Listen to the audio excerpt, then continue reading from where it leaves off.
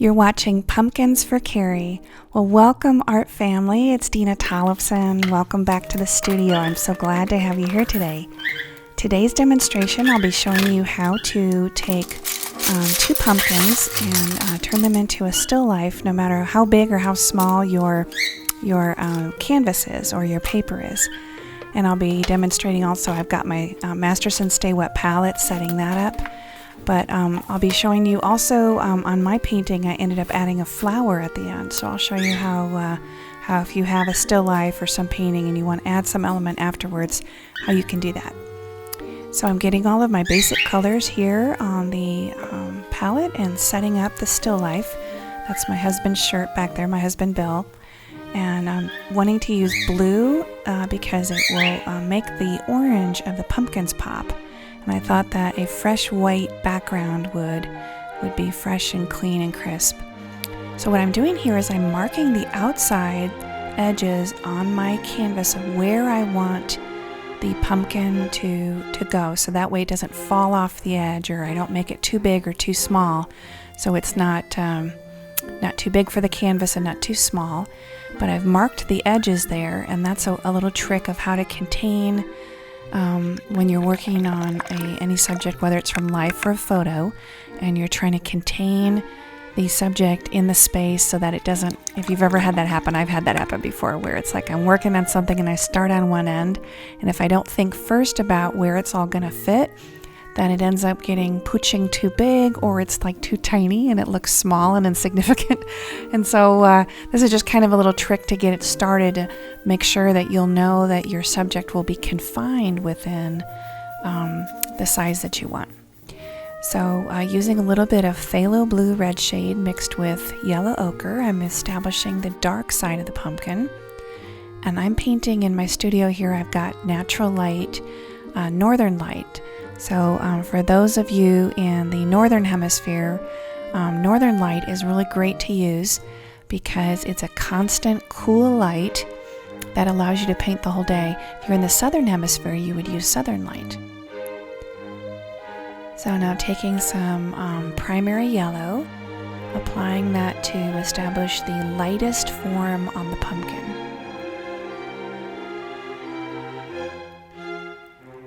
And these pumpkins are part of a challenge, an art challenge, community art challenge that I'm hosting on my channel, the Great Pumpkin Challenge. And what we're doing with this is everyone is welcome to join, all ages, all art styles, all mediums. I hope that you'll be joining in on the fun. I'll be creating a playlist on my channel of all of the artists who do some artwork and for the challenge. So all you need to do to participate is make either artwork that features the color orange or features pumpkins, and then upload your video to your own channel, and then be sure to use the hashtag Great Pumpkin Challenge. That'll be really important so that I can put you in the playlist and then we can find each other. And so I know a lot of people are excited about this challenge. I'm super excited about this, and part of the fun of this is just to see how everybody creates different artwork, all with the same prompt, and what's in everyone's hearts and minds when they create things. And so neat to see the diversity of thought and all the different artistic interpretations. So just rinsing out here in a little bucket of clean water. And this is an American Painter wash brush. Now coming in with some pyrrole orange mixed with some of the primary yellow. And I'm establishing what I'll say is the middle value. So this is the area, it's not in shade, and it's not the lightest area. And in fact, this is the area of the pumpkin that is actually what I'll call truly orange.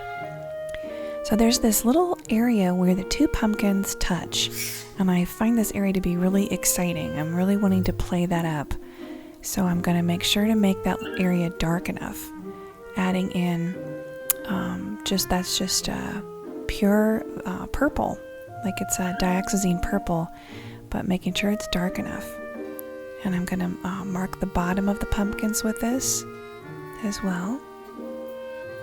There we go.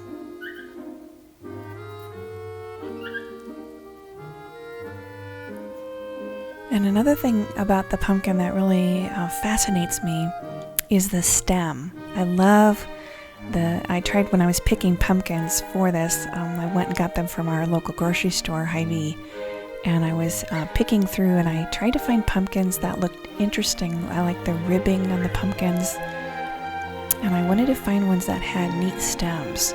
So I found this one that has a twisted on the left, it's got a twisted stem, and on the right it's got a bent stem, and I think that this is part of the personality of the pumpkin. So I'm taking Permanent Violet Dark and some of the Pyrrole Orange, mixing up some colors and adding the Diarrhea Yellow, mixing up some colors to describe the pumpkin. There's the Pyrrole Orange. And I'm mixing these with a palette knife.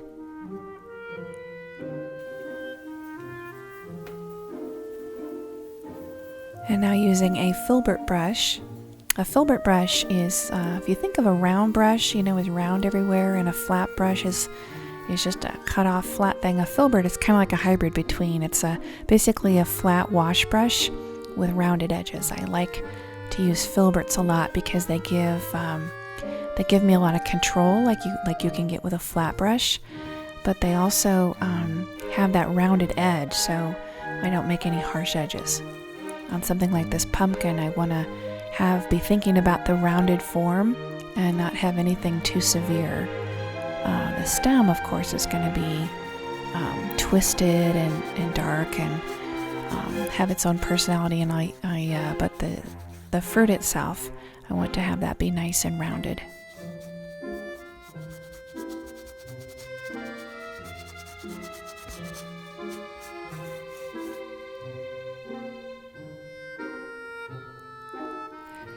And if you've been hearing, you can hear my little cockatiels, Grocia and Romeo. They are giving you their greetings. So now at the top of the pumpkin, coming in with some of the Pyrrole Orange to soften the transition between the dark purple and the edge.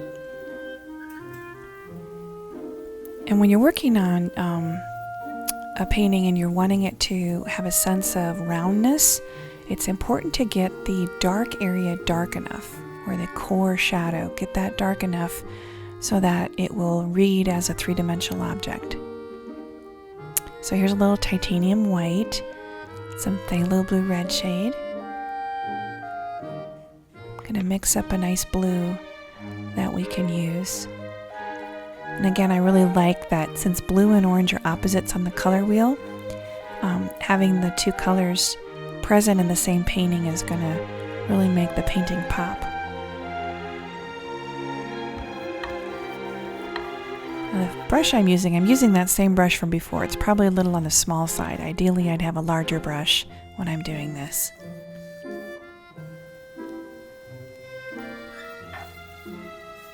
Also thinking about putting in deliberate strokes.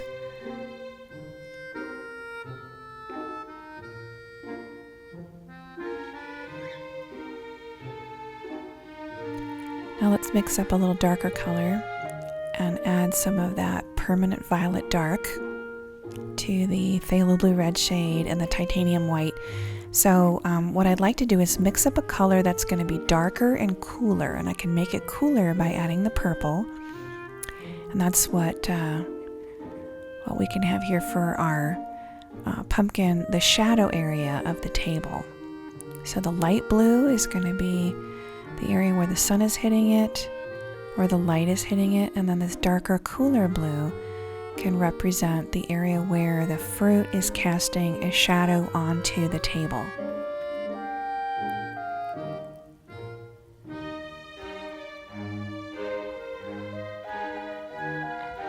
And when I'm putting the paint down, I'm also thinking about not just doing straight lines everywhere. I'm thinking about kind of wiggling my brush as I put the paint on to give a sense of liveliness to the painting.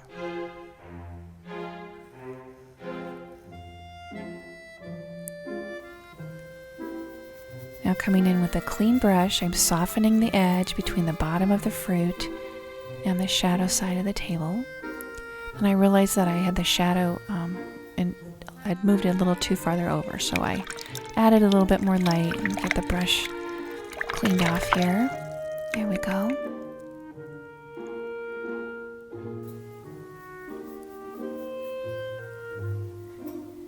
Now coming back in with the permanent violet dark. Again, just emphasizing, trying to get an emphasis of the three-dimensionality of the fruit.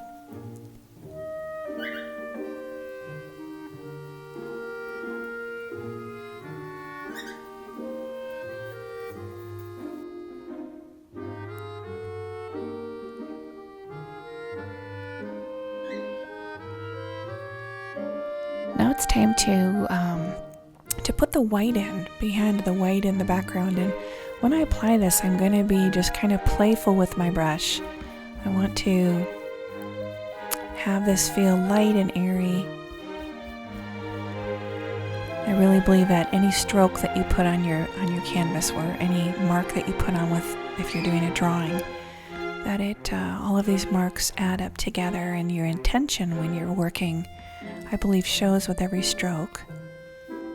So I'm trying to be very loose and painterly here with the background.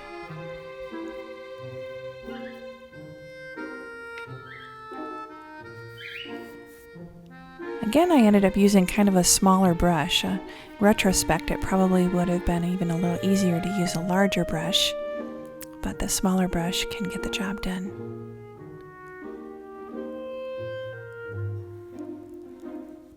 Just kind of letting that paint just kind of play along on the painting.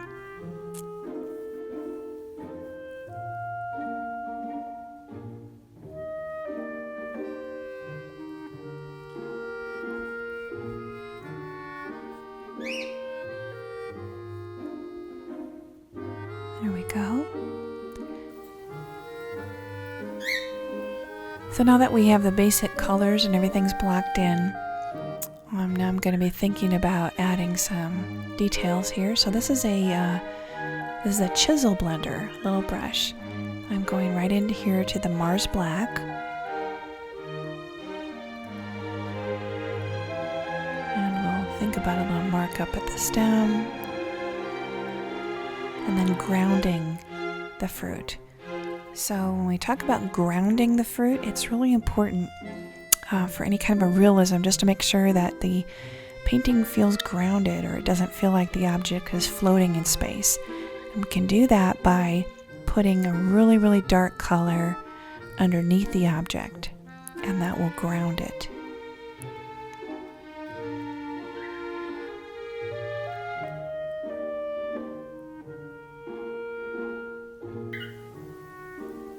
Coming back with even more of the Mars Black, and also including that in the stem. Now I've added some titanium white mixed in with black and a little bit of yellow to make that kind of green color, that lighter green color. And putting the marks on as I'm putting the marks on, I'm trying to be deliberate with the strokes. So now the ribs of the pumpkin. I'll say that as I was making my pumpkin, I found that I was worried. Would they look like tomatillos, or would it look too much like, something else, something smaller? And pumpkins are so big, I thought to myself, what am I going to do to make sure that they really do look like pumpkins? So I thought about it a little bit, and I thought, you know what, let me add a flower for scale. So I went and grabbed, there are three types of flowers left in my garden. I had purple cone flower and some Shasta Daisy Becky and some black-eyed Susan. And I tried all three and thought that the black-eyed Susan looked the best. So just sketching it in here with some yellow ochre. And now Mars Black for the center.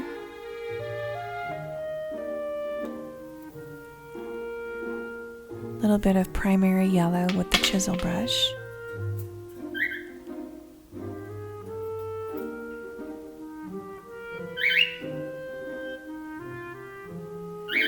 Trying to pick the lightest areas of the flower, the areas that are the highlights, and then diarrhea yellow for the mid-tones.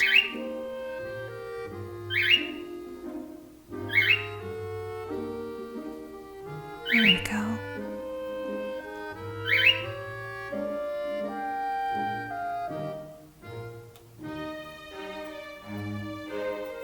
So I'm trying not to actually paint the petal as like a whole object. I'm thinking about the individual shapes that make up the petal.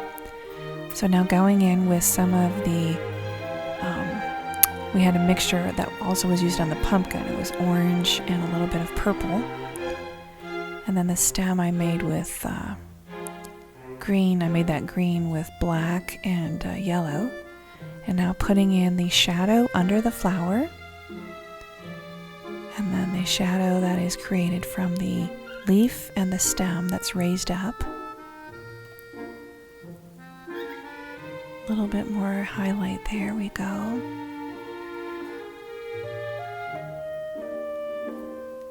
Now using a liner brush to sign my name. If you wet, your little tip is if you wet, get your acrylic paint slightly, a little bit more wet than normal, and then it will flow easily from your brush onto the canvas.